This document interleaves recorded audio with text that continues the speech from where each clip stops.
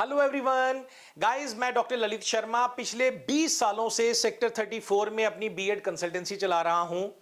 मेरे पास पिछले दिनों से बहुत सारे फोन आ रहे हैं।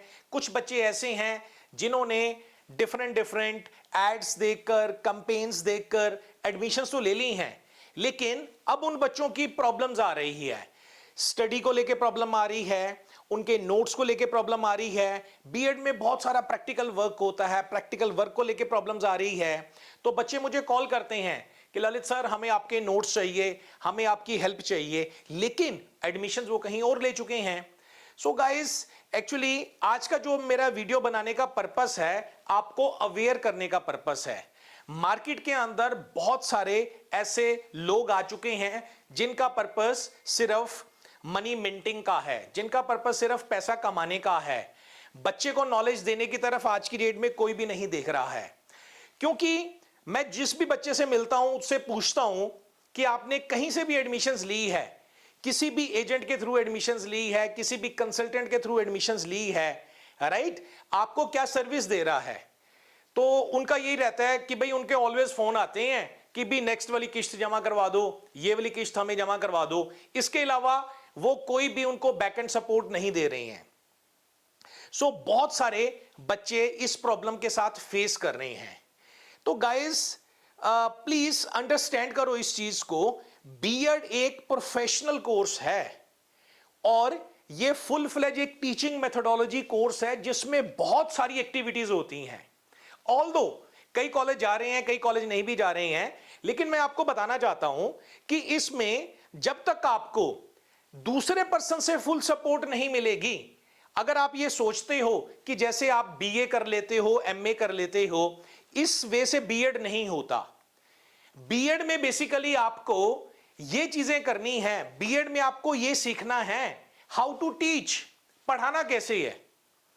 बीएड में आपको you should have strong command over the philosophy, you should have knowledge of psychology, you should have knowledge of teaching learning process.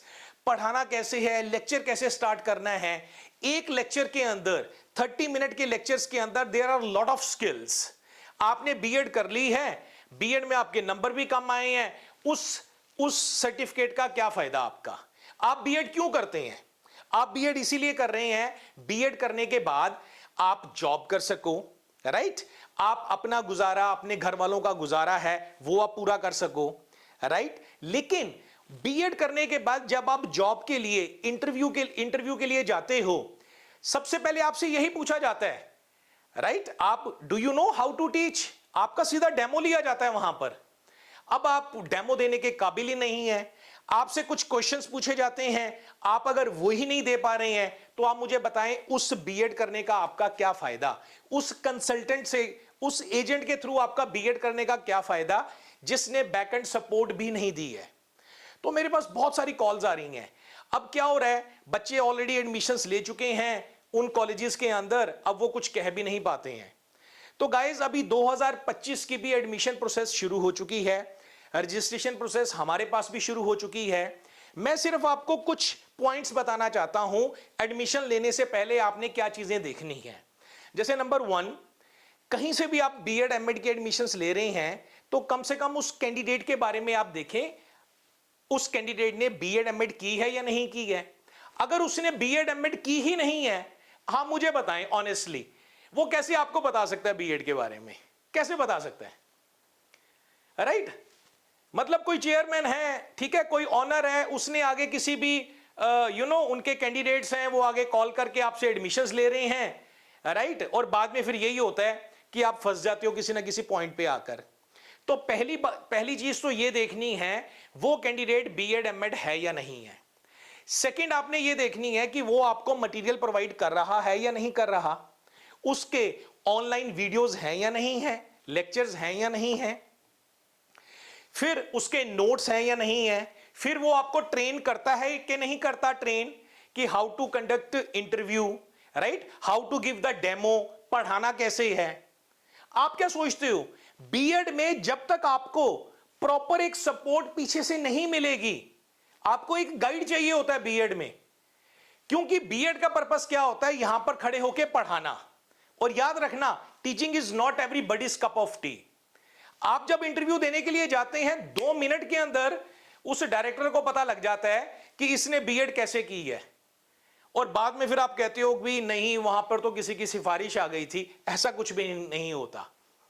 अगर आपने अच्छे से बीएड की हुई है, आपका गाइड अच्छा है, आपका मेंटोर अच्छा है, जिसके थ्रू आप बीएड कर रहे हैं वो बीएड एमएड ऑलरेडी है और उसका एक्सपीरियंस है, तो आप यकीन कीजिए आप भी एक अच्छे टीचर बन सकते हैं। प्रॉब्लम सिर्फ यही होती है, आप अपना 10-20 हजार रुपया फीस कहीं पर कम देखते हैं और आप वहां पर अपनी एडमिशंस ले लेते हैं, राइट। लेकिन आपको नहीं पता, आप सिर्फ वो 10-20 हजार के कारण ही अपनी जो आपने सारी जो आपकी फीस जो दी है उसका भी कोई यूसेज नहीं है, 2 साल आपने जो लगाया टाइम उसका भी कोई यूसेज नहीं है। तो गाइस, तो मेरा कुछ मेरे माइंड के अंदर था, क्योंकि बहुत सारे बच्चों के मुझे फोन आए, कुछ बता रहे थे, मतलब I don't want to name those institutions, और उन बंदों के मैं नाम नहीं लेना चाहता, लेकिन मैं आपको अवेयर करना चाहता हूं कि ये 3-4 पॉइंट्स जो मैंने अभी डिस्कस किए हैं, आप इनको जरूर देखें, जरूर कंसीडर करें, नहीं तो आपका बीएड करने का कोई मीनिंग ही नहीं रह जाता। आपकी मनी, हार्ड एंड मनी होती है, वो भी आपकी वेस्ट हो जाएगी, आपका 2 साल का टाइम भी वेस्ट हो जाएगा बच्चे, और फिर पछतावे के अलावा कुछ नहीं रह जाएगा। तो प्लीज बीएड में एडमिशंस लेने से पहले 3-4 पॉइंट्स जो भी मैंने डिस्कस किए हैं, इनकी तरफ आप जरूर ध्यान दें। Thank you so much.